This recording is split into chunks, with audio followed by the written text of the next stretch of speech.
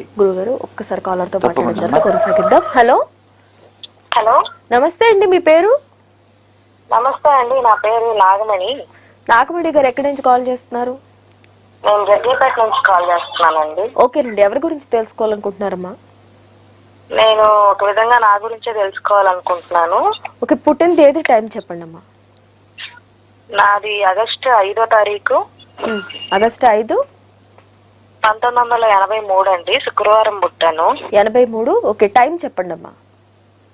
పొద్దున పూటే పుట్టానండి. అదే ఉదయం సుమారుగా, అంటే తెల్లవారుజామున లేదంటే 10 లోప అట్లా ఉంటది కదా టైం, దగ్గరలో 7:30 ఆ సమయంలో పుట్టానండి. 7:30 నియర్లీ. ఓకే, ఎక్కడ పుట్టారండి?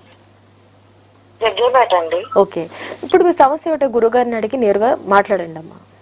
అలాగేనండి, మాట్లాడండి. సాయిరామ్ అమ్మా. నమస్తే గురువు గారు. ఈశ్వరానుగ్రహ ఫలసిద్ధిరస్తమ్మా. మీ యొక్క జన్మ నక్షత్రం ప్రకారం మృగశిర నక్షత్రం 2వ పాదం వృషభ రాశిలో జన్మించారు. ఏకాదశి తిథి శుక్రవారం.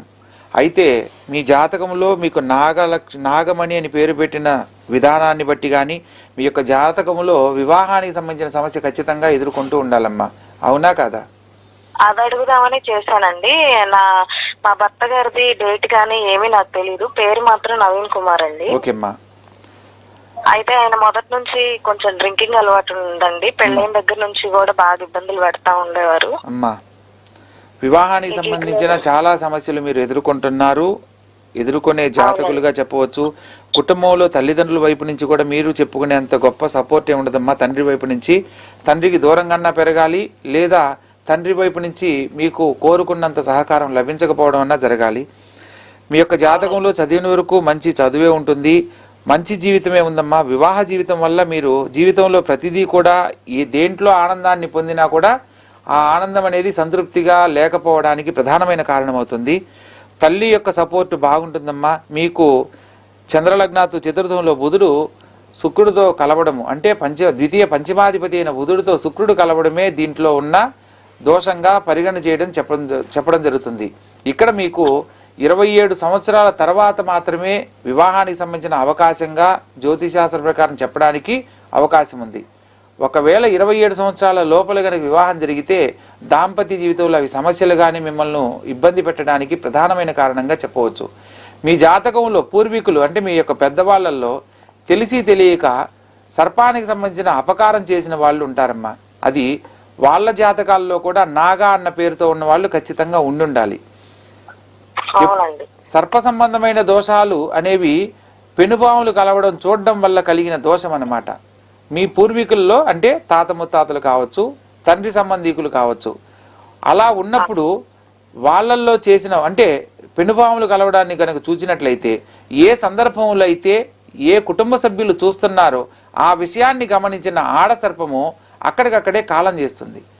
సంతానానికి సంబంధించిన చేసే ప్రక్రియలో ఏ కుటుంబ సభ్యులు చూడడం వల్ల వారి యొక్క ఆడసర్పం కాలం చేయడం వల్ల వారి యొక్క సంతానం ఆగిపోయింది కాబట్టి అది నాగదోషంగా, సర్పశాపంగా ఏర్పడుతుంది. మీ కుటుంబంలో కూడా ఇవి సమస్యలుగా ఏర్పడతాయి అని ఆ యొక్క మగ సర్పం కూడా కొంతకాలానికి కాలం చేయడము, తద్వారా వారి యొక్క కుటుంబంలో కలిగే సంతానానికి ప్రతి 4th జనరేషన్లో సర్ప సంబంధమైన దోషాలతో సంతానం కలుగుతారు. దానివల్ల ఏమవుతుంది, సంతానం కలగాలంటే వివాహం కావాలి కాబట్టి ఆ వివాహం ఆలస్యం అవుతుంది, లేదా సంతానం కలగాలంటే దాంపత్య జీవితంలో అన్యోన్యత కావాలి కాబట్టి కళ్యాణం త్వరగా అయినా దాంపత్య జీవితంలో సఖ్యత లేకుండా ఇబ్బంది పడడానికి కారణమవ్వడము, తద్వారా సంతానం ఆలస్యం అవడం అనేది జరుగుతుంది. లేదా వంశోద్ధారకుడు పుట్టకపోవడం, పుడితే పుత్ర సంతానం కోసం వాళ్ళు ఎంత ప్రయత్నం చేసినా ఆ ఇంట్లో అధికంగా స్త్రీ సంతానం కలగడానికి ప్రధానమైన కారణం అవుతుంది.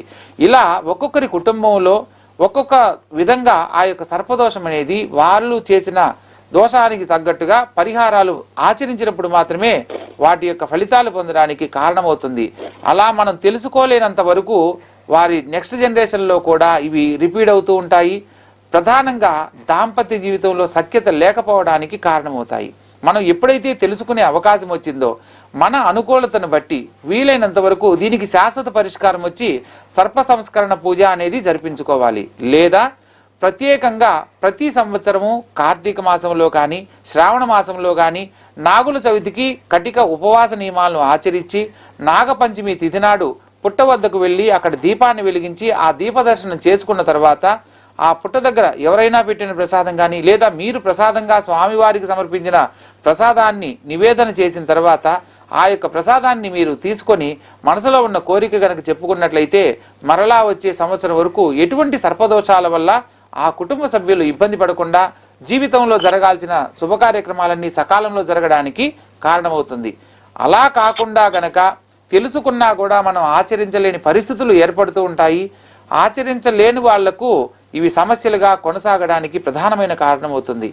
జాతకరీత్యా ఎప్పుడైనా సరేమ్మా సర్పదోషాలు ఏర్పడినప్పుడు మాత్రమే లేదా నాగా అన్న పేరుతో ఉన్నప్పుడు వారికి మరలా సంతానానికి సంబంధించి కూడా ఒకవేళ అన్యోన్య దాంపత్యంతో ఉన్నప్పటికీ సంతానం ఆలస్యం అవ్వడము లేదా సంతానం మిస్క్యారేజ్ అవ్వడము లేదా ఆలస్యంగా కొంత పుత్ర సంతానం కలిగితే కొంత మెంటలీ డిజార్డర్గా సంతానం కలగడము ఇలాంటివన్నీ జరగడానికి అవకాశం ఉంటుంది. కాబట్టి వివాహానికి సంబంధించి వాళ్ళు కళ్యాణం అయిన తర్వాత దంపతి సమేతంగా వెళ్ళి ఈ యొక్క సర్ప సంస్కరణ పూజ కనుక జరిపించినట్లయితే వారి యొక్క వైవాహిక జీవితంలో కానీ వారి ద్వారా కలిగే సంతానానికి ఆ నెక్స్ట్ జనరేషన్ వాళ్లకు ఈ యొక్క సర్పదోషాలు వర్తించకుండా మంచి జీవితంలో స్థిరపడే యోగ్యత లభిస్తుంది. కాబట్టి మీ జాతకంలో కూడా అటువంటివి ఏర్పడడానికి అవకాశం ఉంది.